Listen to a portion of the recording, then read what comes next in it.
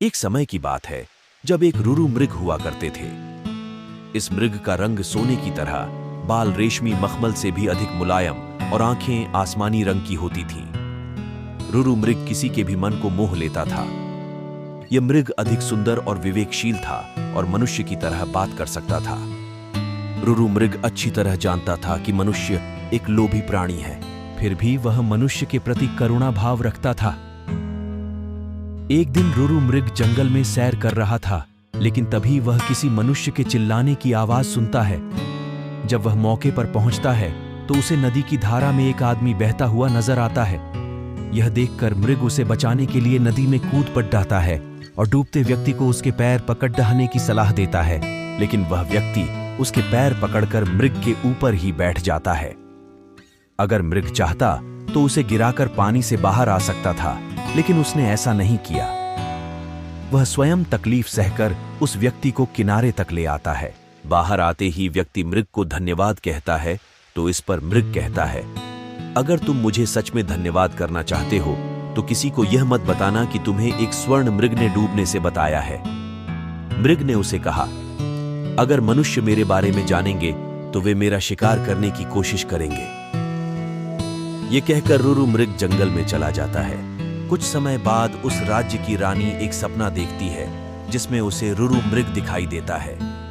रुरु मृग की सुंदरता को देखने के बाद रानी उसे अपने पास रखने की लालसा करने लगती है। इसके बाद रानी राजा को रुरु मृग को ढूंढकर लाने के लिए कहती है। राजा बिना देरी किए नगर में ढिंढोरा पिटवा देता है कि जो कोई भी रुरु मृग को उसे एक गांव और 10 सुंदर युवतियां इनाम में दी जाएंगी। राजा की यह सूचना उस व्यक्ति तक भी पहुंचती है जिसे मृग ने बचाया था। वह व्यक्ति बिना समय गंवाए राजा के दरबार में पहुंच जाता है और रुरु मृग के बारे में राजा को बताता है। राजा और सिपाही सहित वह व्यक्ति जंगल की ओर चल पड़ता है। जंगल में पहुंचने के बाद राजा के सिपाही मृग के निवास स्थान को चारों तरफ से घेर लेते हैं। जब राजा मृग को देखता है तो खुशी से फूले नहीं समाता, क्योंकि वह मृग बिल्कुल वैसा ही था जैसा रानी ने बताया था।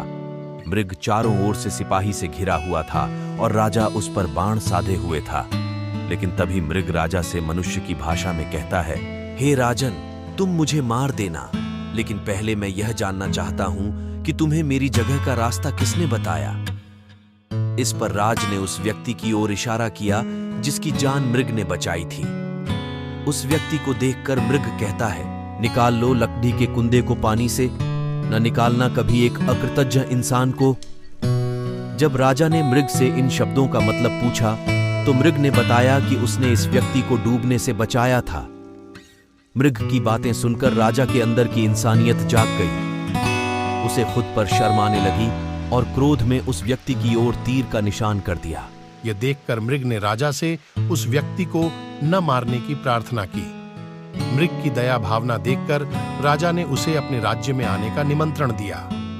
मृग राजा के निमंत्रण पर कुछ दिन राजमहल में रहा और फिर वापस जंगल लौट गया। इस कहानी से हमें यह सीख मिलती है कि हमें किसी का एहसान कभी नहीं भूलना चाहिए, चाहे वह इंसान हो या जानवर। ऐसी ही और कहानियां सुनने के लिए चैनल को लाइक, शेयर और सब्सक्राइब जरूर कीजिए।